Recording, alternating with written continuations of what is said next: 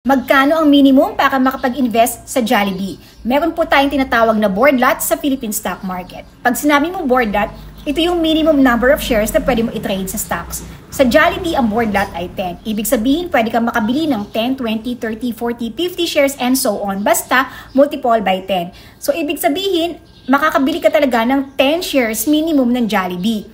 Ang market price ng Jollibee as of September 3, 2025 ay 234 pesos per share. So, 10 times 234 pesos, that's 2,340 pesos plus fees or charges. Kaya naman talagang in less than 2,500 pesos, pwede ka na makabili ng Jollibee shares na 10 shares para maging part owner ka or shareholder or stockholder ng Jollibee. Pero, bago ka magsimulang bumili ng kahit na anong stocks, aralin mo muna ang stock investing para naman hindi ka kabahan sa investment mo. Tamang-tama kasi magkakaroon ako ng free live online webinar ngayong September 8, 10, 12, and 15, 2025. Ito talaga ay para sa mga beginners, zero knowledge, or wala pang alam sa Philippine stock market. Ilalagay ko yung link ng registration dito at sa comment section, mag-register ka na.